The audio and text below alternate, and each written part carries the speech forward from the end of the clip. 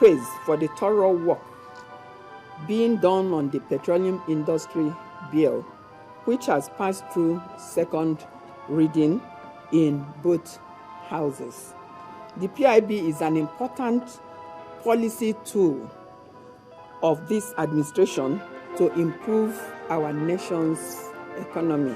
I therefore enjoin the senators and honorable members to give the PIB an accelerated legislative consideration in order to facilitate federal government's master plan for repositioning the oil and gas sector for the benefit of the Nigerian people.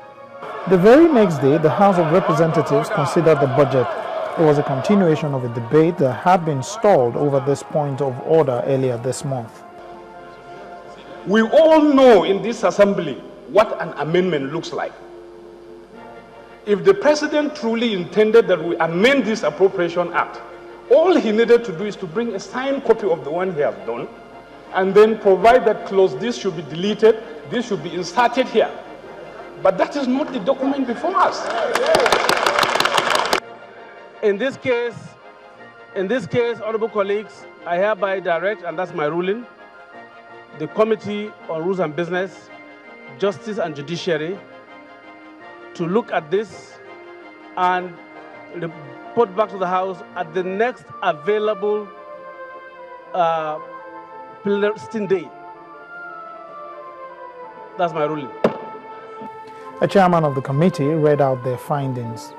Clearly, what the amendment bill seeks to appropriate is more than what was appropriated for the 2013 fiscal year in the 2013 Appropriation Act. That is to say, the executive would appear to be seeking additional funds. Obviously, this cannot be achieved through an amendment bill. The answer lies in the supplementary appropriation under Section 81, subsection 4 of the Constitution. After this position, the Speaker ruled on the order initially raised by Representative Yakubu Dogara. The point of order, as raised by Honorable Dogara, and based on the report that we have just received, is hereby sustained. This ruling effectively ends the journey of this bill, not only in the House of Representatives, but also in the National Assembly. The President is now expected to send a new bill to the National Assembly as soon as possible. Almost came across there like a case of tit for tat. Anyway, the confrontation over this budget continues, even though it has been described by the presidency as a much more coherent and implementable national budget. I'm not sure what to believe with all the disagreements over the budget anyway. Nigerians will be hoping that the issues involved are sorted out and the budget fully implemented. This is where I bow out today. Till next time, I'm Lanre Lasese. Bye.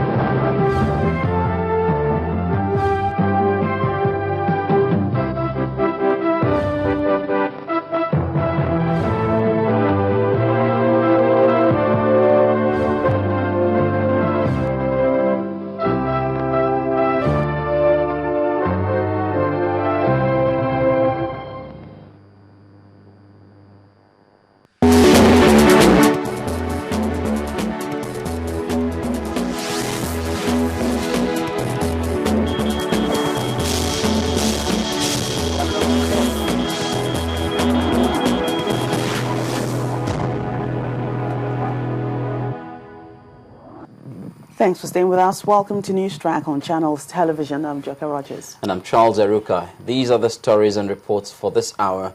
The chairman of the Independent National Electoral Commission, Professor Attahiru Jega, has affirmed his commission's readiness to conduct free and fair elections in 2015.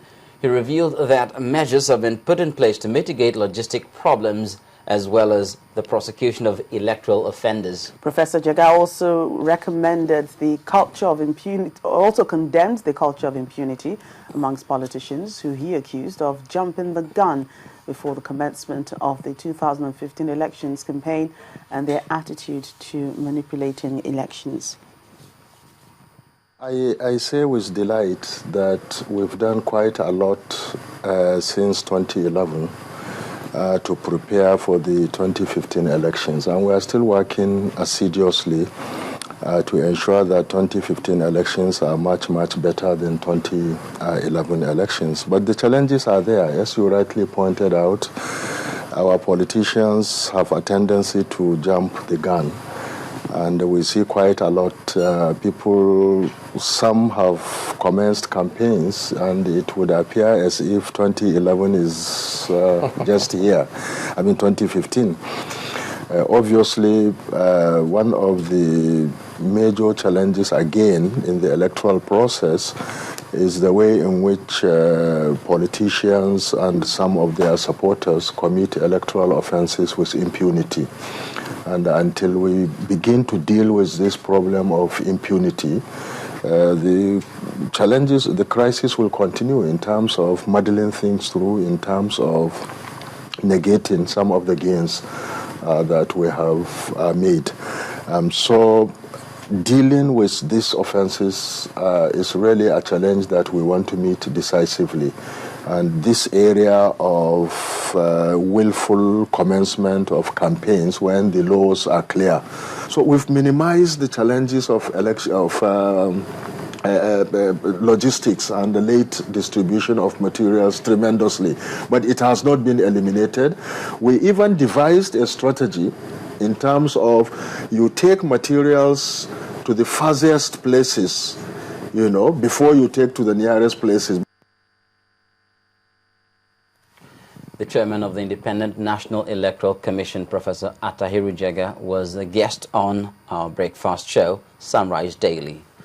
From politics to security, the fight against terrorism has not abated as it claimed the lives of 50 Boko Haram suspects over the weekend in Maiduguri, the Borno state capital. Reports say the Joint Task Force killed the suspected terrorists in Zabarmari ward of Jere local government area. 3 suspected terrorists on their way to Jigawa State were also arrested at the Borno Express Motor Park on Saturday by volunteer youths, also known as civilian JTF. Reports say the JTF received an intelligence report that Boko Haram had regrouped and were hiding in Zabarmari ward, which led the JTF team to their hideout. Noticing their presence, the insurgents started shooting, but the JTF troops repelled the attack, killing 10 of them and leaving their corpses. The following day, the JTF stormed the same hideout to find them burying their dead. As they were spotted, the insurgents opened fire on the JTF and a gunfight began, leading to the death of 40 more Boko Haram suspects. Well, politicians thinking of getting the Muslim vote in 2015 have been told that performance in their present capacity would be the main determinant. The Sultan of Sokoto, Abubakar Sa'ad III, who is also the spiritual leader of Muslims in Nigeria, told a gathering yesterday that the Jamaatul Nasril Islam will evaluate the performance of President Goodluck Jonathan's administration as it relates to the condition and welfare of Muslims. The Sultan says the Islamic body has taken this position to fully evaluate if the president has treated Muslims fairly, as he promised Islamic leaders during his electioneering campaign in 2011. Put aside hatred that permeated into some people's hearts and put aside personal interests and put Islam above all. And if you do so, inshallah, we will come